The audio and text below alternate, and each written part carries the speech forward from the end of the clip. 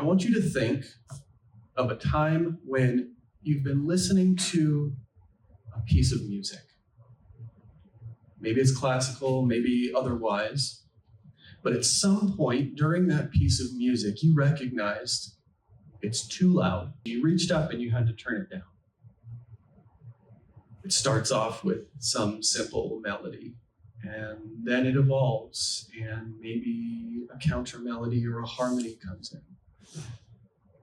And maybe some percussion and a bass line. Maybe it's a guitar.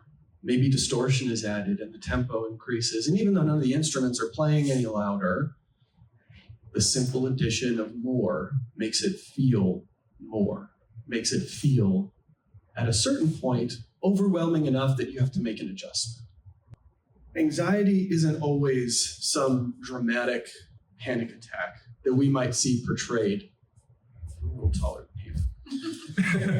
might not be some dramatic panic attack, right, that we see portrayed in media or we think that is what's necessary to go seek help about. The truth is that anxiety exists on a spectrum from somewhere between rest, helpful, healthy stress that motivates us to do the things that we know that need to get done, to panic, eventually just shut down because our systems won't allow ourselves to override that anxiety anymore. It shows up in little ways like perfectionism, the drive to do more because we feel like in the face of adversity, we're called to prove ourselves. But we fail to draw the boundary and understand the line about where that is. It might show up in procrastination, avoiding tasks because of an underlying worry about failure. Or maybe because there's so much anxiety in our life already that we need a deadline tomorrow to increase the anxiety and the value of doing that work now instead of the week ahead of time. Maybe it shows up in people pleasing, a constant need for external validation. Maybe driven by a social anxiety or a fear that my opinion or taste won't be accepted by those around me. And so I need to fold or be amenable in order to be loved or accepted or seen. Maybe it shows up in things like rumination, this endless loop of thoughts, maybe about things that have already happened or things that are going to happen. Like you have to go give a talk in front of a room full of people this afternoon. Maybe you have to have a difficult conversation with someone you love, or a regular conversation with a difficult person. There's no need necessarily, right, to have that conversation twice, once in your head and then once in real life. You can just have that conversation. The other, and I think maybe more subtle one that we don't always associate with this, is the physical symptoms. Tightness in your shoulders, the stomach issues, the fidgeting, the nail picking or biting, or the inability to sit still or focus on something for any extended amount of time without checking something else in order to help divert our attention and alleviate the stress of the focus. It's easy to think of all these things and think, I, or probably more likely someone I know, suffers with this, struggles with this. And if we do, it's easy to think, well, I'm not the only one and this is normal. And I want to be the one to tell you tonight that negative emotions, suffering, struggling, in no case is normal. Normalized doesn't mean we make it okay. It's not normal. Suffering isn't normal. If it was, we would have bred it out a long time ago. We wouldn't experience it as a negative emotion anymore. Suffering is universal. It's not normal. And so why care? Why not just brush it off? It's not killing us. It's helping us to move and to do. Carrying around even a little bit of extra anxiety or stress, anxiety being our internal reaction to external or internal stressors, reduces our ability to experience joy. By suppressing negative emotion, we necessarily have to suppress the equal and opposite positive emotion.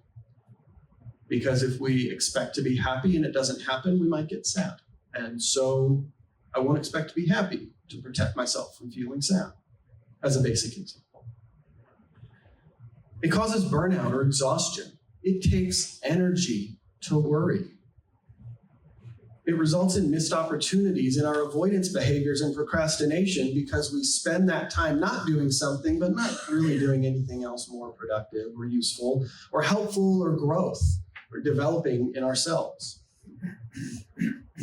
And I think one of the reasons that insight exists is it delays our seeking help. By casting off our negative emotions as normal and everybody deals with it, we don't reach for the help that we could use until we need it. And there's a difference between could use and needing.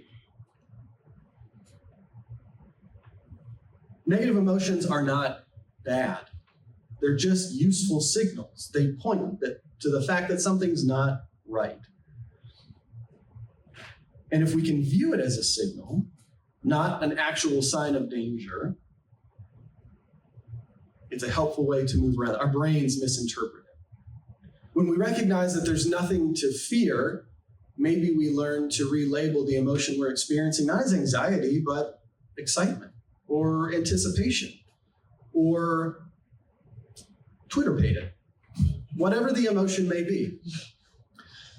Learning to speak about our emotions in a granular, specific way can be really helpful in fighting the resistance that we sometimes feel of admitting that we're stressed or feeling anxious.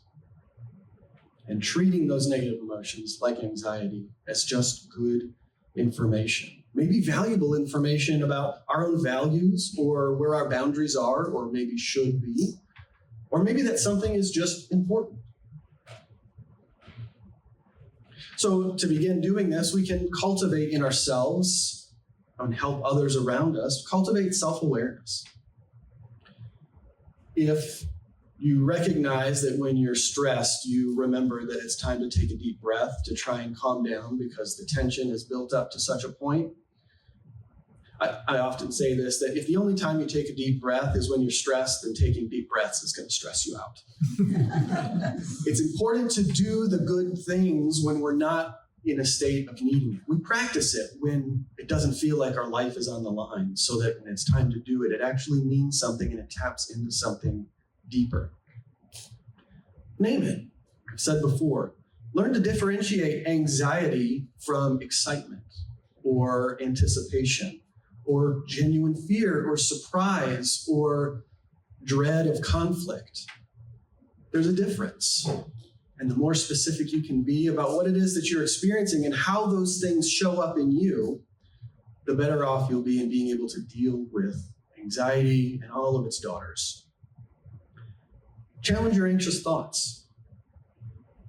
If you find yourself arguing with a significant other or spouse or partner or friend or family member in your head, ask yourself, how do I know that's what they would say? And you might quickly respond, because we've been married for 40 years. Of course I know what they're going to say. But in truth is, more often than not, vulnerability begets compassion. Take the little steps, cultivate small acts of courage and the opportunity to take them. Step out of your comfort zone just enough to prove to yourself that things aren't as bad as you thought they would be. It's not as bad as you fear, but also to increase and stretch your window of tolerance to be able to deal with anxiety in a healthier way, so that the could use help gets more and more the case than absolutely needed. And then finally, seek support. Look for people around you, friends and family or professionals who you can be vulnerable with about the things that bring you angst. Not so that they can fix it, so that they can know, so that they can relate, so they can listen, so you aren't the only one facing it. Understanding and accepting our feelings, we can learn to navigate them more effectively. It leads to greater self-compassion greater relatability and compassion for others, and overall in a richer life. How many of us would like to spend less time worrying and more time doing the things we're worried about?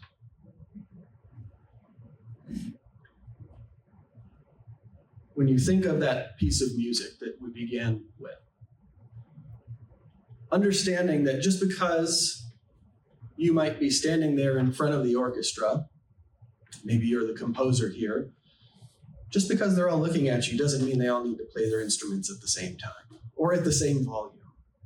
And setting the boundaries and understanding what melodies and counter melodies and harmonies play best in your own life and in your own flourishing, can you come to understand that anxiety's place